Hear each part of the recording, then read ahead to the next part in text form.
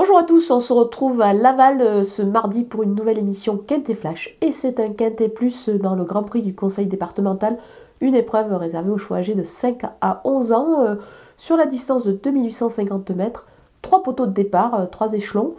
Voilà, je pense qu'il va falloir faire les choix entre ces différents poteaux, mais je pense que mes choix sont faits et on peut déjà se fixer sur un poteau principal. Mais on voit tout ça avec mon analyse.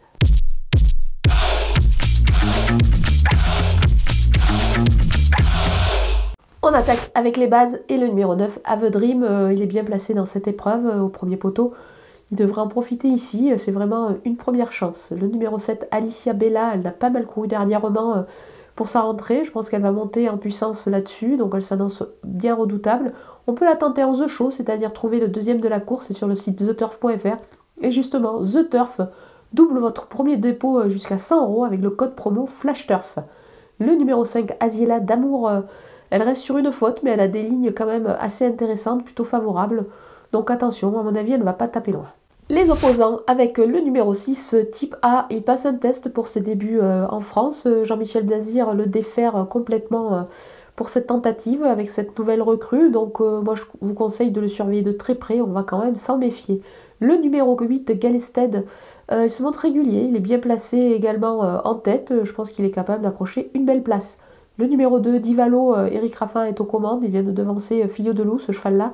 Filio de Loup, il a tout simplement gagné le Quintet Plus de vendredi soir à Anguin, donc on peut dire que c'est pas mal comme ligne.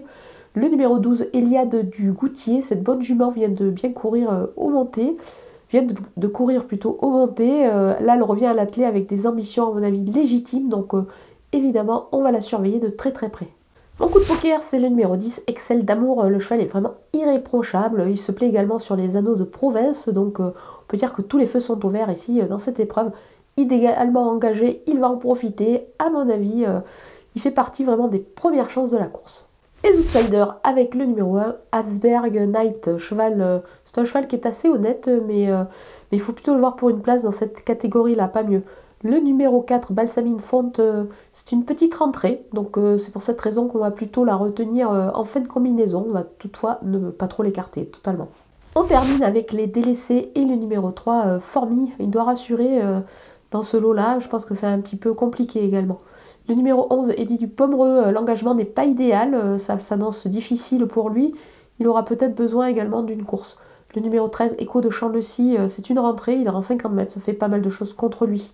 Le numéro 14, Diamant de Tréabat, il a besoin de se remettre dans le rythme, mais c'est surtout un cheval de montée, donc ça fait évidemment beaucoup de choses également contre lui, donc on s'en passe. Voilà, on a passé en revue tous les partants de ce Quintet Plus. Je vous laisse avec ma sélection et mes conseils de jeu.